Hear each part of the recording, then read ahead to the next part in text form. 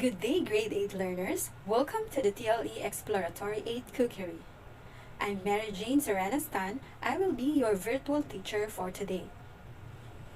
In cooking, your job is not just limited in identifying the hazard and risk in your workplace. The best way to protect yourself or everyone else is to remove or eliminate the hazard because it is the most effective way to control risk. Follow all safety procedures and always wear protective equipment if you are in the workplace.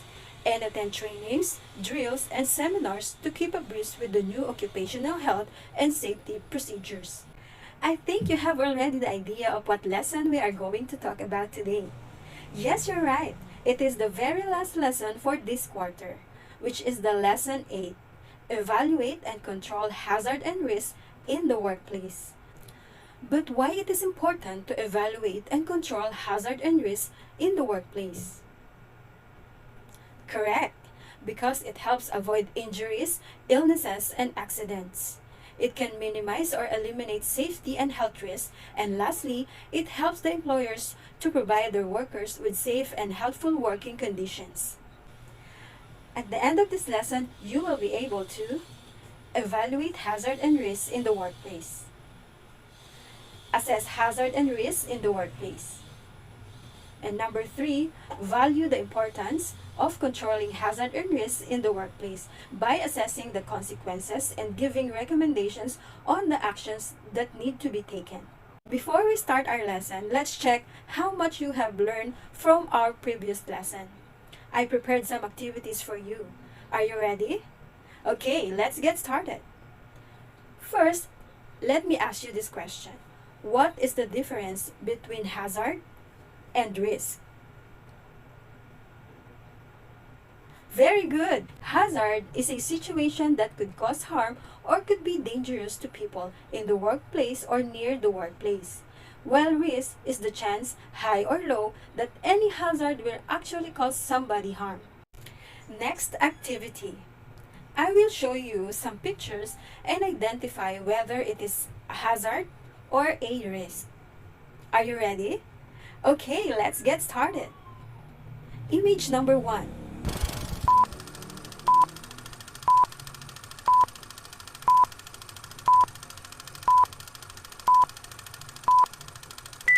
If your answer is risk, then you are correct. Very good. Image number 2.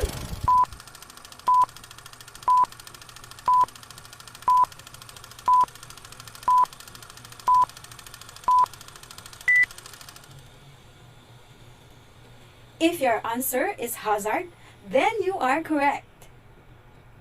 Image number 3.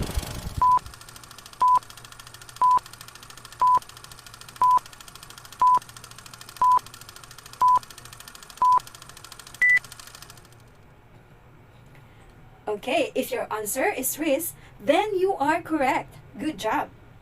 Image number 4.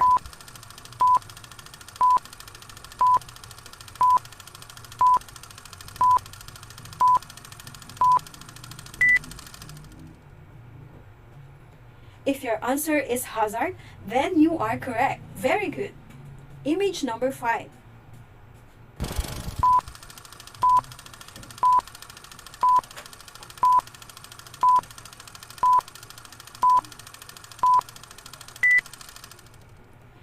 If your answer is hazard, then you are correct.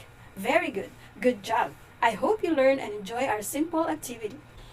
Now the question is, how do we evaluate and control hazard and risk in the workplace? To be able to do so, we need to do the risk assessment. So what is risk assessment? Risk assessment is the process where you, first, identify hazard and risk factors that have potential cause harm. This is what we call hazard identification. Second, analyze and evaluate the risk associated with that hazard. This is what we call risk analysis and risk evaluation. And lastly, determine appropriate ways to eliminate the hazard or control the risk when the hazard cannot be eliminated. This is what we call the risk control. So in risk assessment, we have 3 steps. First step is the hazard identification. For example, A wet floor. A wet floor is an example of hazard. Second step is the risk analysis and risk evaluation. If somebody didn't see that wet floor, they might slip or fall, and how dangerous it is for them if that will happen. Maybe they might have sprain, or worse, their head might hit something hard. And we all know that it could be very dangerous. And lastly, step 3, the risk control. Now that you already identified the hazard and evaluated risk, you may now think of the best way to eliminate the hazard or control the risk when the hazard cannot be eliminated. For example, do something to remove that wet on the floor. Wipe it with dry rag or mop. And if you are not able to do it right away, you can put mark on that wet floor so that people will notice it and avoid it. Remember the following to avoid risks in your workplace. Number 1, use caution when working around hot oil. Number 2, get trained in proper use and maintain of your deep fryer. Number 3, observe all safety procedures and wear all protective equipment provided for your use while preparing hot items. Number 4, use gloves and scrapers and other cleaning tools with handles provided by your employer. Number 5, use the correct grease level and cooking temperatures for your deep fryer.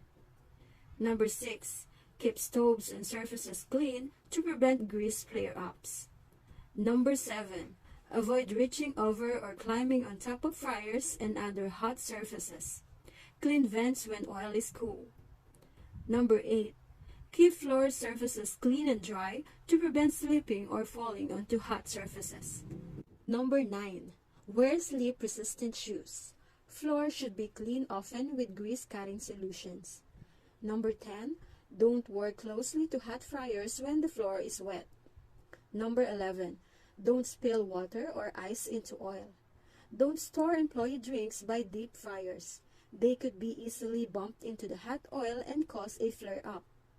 Number 12, don't overfill or pour excessive amounts of frozen fries into deep fryer at one time. Number 13, overfilling causes excessive splashing and bubbling over of hot oil. Number 14, don't pour excess ice from fryer packages into the fryer. Number 15, don't overheat the oil. Use only manufacturer's recommendation cooking temperatures. Number 16, don't move or strain hot oil containers. Wait until the oil is cool. Number 17, don't store oil on floors by grill area.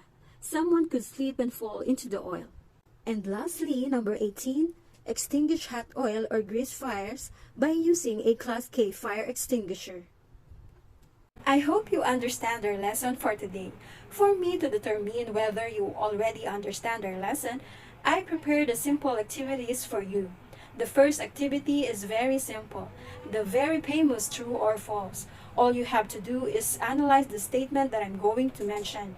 If the statement tells truth, then your answer must be true. And if the statement tells wrong, then your answer must be false. Are you ready? I know you are ready. Let's get started. Item number 1. Keep stove surfaces clean to prevent grease flare-ups. Again, number 1. Keep stove surfaces clean to prevent grease flare-ups. If your answer is true, then you are correct. Good job. Item number 2.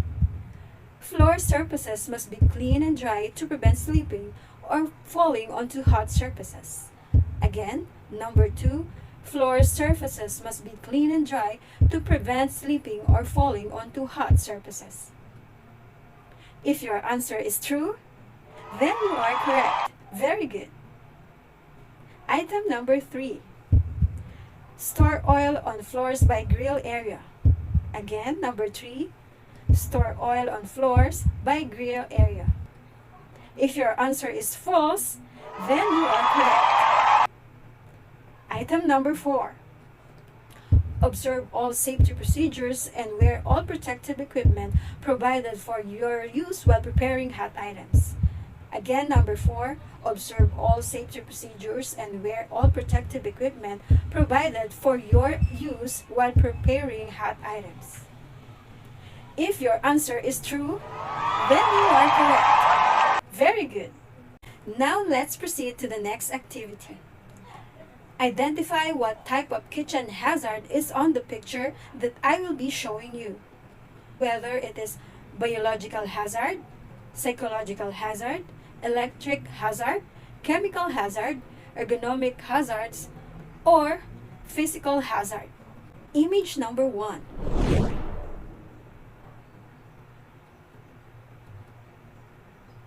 If your answer is ergonomic hazard, then you got the correct answer. Good job!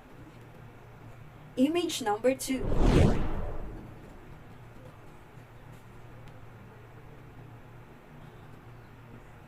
If your answer is biological hazard, then you got the correct answer. Very good. Image number 3.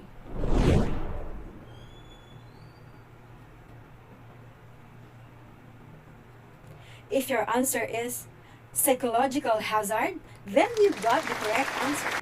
Very good. Image number 4.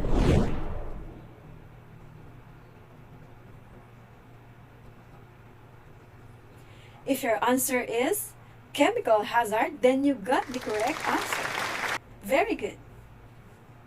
And lastly, image number 5.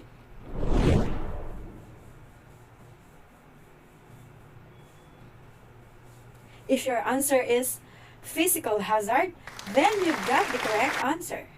Very good. You did a great job, grade 8. And for the last activity, you can also find it in your activity sheet, Lesson 8, page 10, activity number 5. Listen carefully for the instructions. Observe the assigned cook or chef in your house. It can be your mother, your father, or your brother or sister. List down at least 5 safety procedures he or she did to control hazard and risk in your kitchen while he or she is cooking or preparing food for your family. Write your answer on a separate sheet of paper and don't forget to write your name and section, then submit it to your teacher on the given date of submission. Here is your scoring rubric for this activity. Criteria: clarity and correctness. 10 points if the answer was very clear with complete thought. 6 points if the answer was partially correct. And 3 points if you tried answering but not clear. Good job, grade 8 learners! Now that you already understand our lesson, you can now continue answering your activity sheet on pages 7 to 11.